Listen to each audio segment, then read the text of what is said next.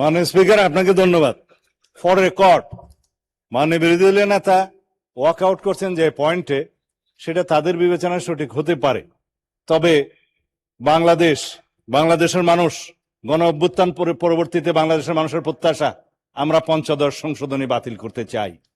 এবং পঞ্চদশ সংশোধনী বাতিল না হলে হাইকোর্ট সুপ্রিম কোর্ট যদি ভার্ডিক্ট দিয়েও থাকে, এই লেজিসলেচারে যদি আমরা পঞ্চদশ সংশোধনী বাতিল না করি, সেই সংশোধনের উপর ভিত্তি করে আমাদেরকে চলতে হবে। সুতরাং আমরা সংবিধান সংশোধনী কমিটি করা ছাড়া, এই সংবিধান সংশোধন করা ছাড়া এই জাতিকে আমরা নতুন প্রত্যাশা অনুযায়ী এগিয়ে নিতে পারবো না। তিনি বলেছেন তারা 2টা শপথ নিয়েছেন। মাননীয় স্পিকার, 2টা শপথ দিলে প্রথম শপথ তো অবৈধ হয়ে যায়। বর্তমান সংবিধান অনুসারে নির্বাচন অনুষ্ঠান হয়েছে। বর্তমান সংবিধান অনুসারে এই জাতীয় সংসদের অধিবেশন আহ্বান করেছে মহামান্য রাষ্ট্রপতি। সেই সংবিধান অনুযায়ী এইখানে জাতীয় সংসদ বৈঠক অনুষ্ঠিত হয়েছে এবং সেই সংবিধান অনুযায়ী এখানে রাষ্ট্রপতির ভাষণ হয়েছে এবং সেই ভাষণের উপরে তারাও আলোচনা করেছেন, আমরাও আলোচনা করেছি। মাননীয় স্পিকার, এখনো পর্যন্ত সাংবিধানিক নিয়ম অনুসারে সেই ধারাবাহিকতায় এই জাতীয় সংসদের প্রত্যেকটা অধিবেশন, প্রত্যেকটা বৈঠক পরিচালিত হচ্ছে। সুতরাং তারা যদি বলে থাকে তারা 2টা শপথ নিয়েছে, আর একটা শপথ আমরা তো নেইনি মাননীয় স্পিকার, তারা শপথ নিয়েছে সংবিধান সংস্কার পরিষদের সদস্য হিসেবে।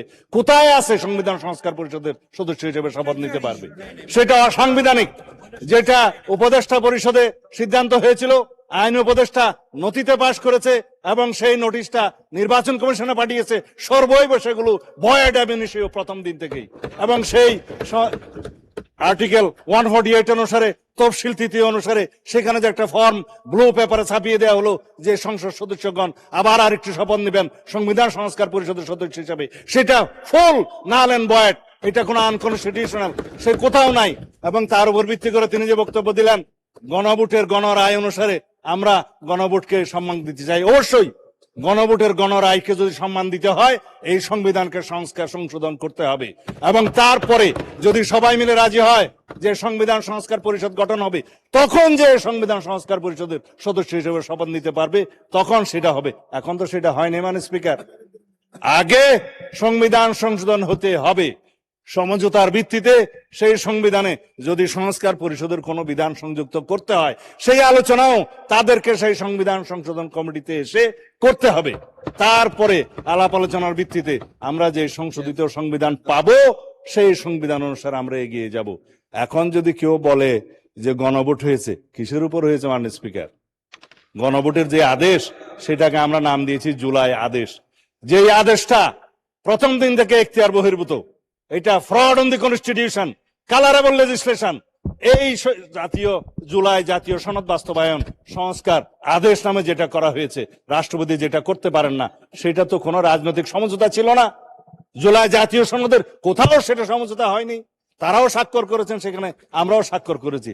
তাহলে এই যে জাতীয় সনদ আদেশ যেটা করলো, সেই যে অর্ডারের উপরে গণভোট অনুষ্ঠিত হলো, তার উপর ভিত্তি করে তারা যে চলতে চাচ্ছে, তাহলে দেশে যে মানুষ আমাদের ম্যানিফেস্টোর উপরে, 31 দফার উপরে এবং নির্বাচন কমিশনের ডিক্লেয়ারকৃত নির্বাচনের উপরে আমাদেরকে যে জনগণ ভোট দিল, 51% ভোট দিয়ে এখানে সার্বভৌম পার্লামেন্টে আমাদেরকে পাঠিয়েছিল, সেই পার্লামেন্টের এখতিয়ার কি?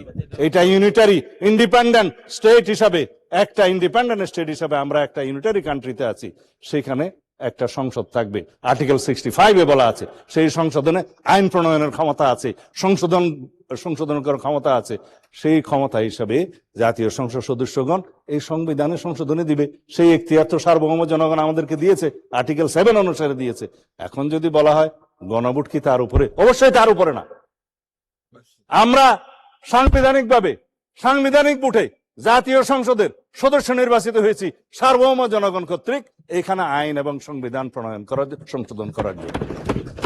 গণভোটে কি হয়েছে? জুলাই জাতীয় সনদে যেটা সমঝোতা হয়েছে, 4 খান প্রশ্নের মধ্যে 3.5 খান আমরা মানি, আর আধা খান যে কোশ্চেন, সেই কোশ্চেন তো সংবিধানের উপর হাত দিয়েছে একটা অবৈধ আদেশ প্রণয়নের মধ্যে দিয়ে। সেটা তো void ab initio, it is now pending with the judiciary. তারা কি বলে দেখি। তারপরও যদি আলাপ আলোচনা করে আমরা এখানে জুলাই জাতীয় সনদের সবকিছু আমরা এখানে বাস্তবায়ন করতে চাই, এবং তার বহির্ভূত ভাবে যদি জুলাই কি যেন সংবিধান সংস্কার পরিষদ গঠন করতে চায়, তারা সেই আলোচনা এখানে এসে করুক, সংবিধান সংশোধনী কমিটিতে করুক। আর না হলে পরে রাস্তায় গিয়ে সংবিধান সংস্কার পরিষদের কমিটি করলে তো সংবিধান সংশোধন না করে আমরা বসে থাকতে পারবো না।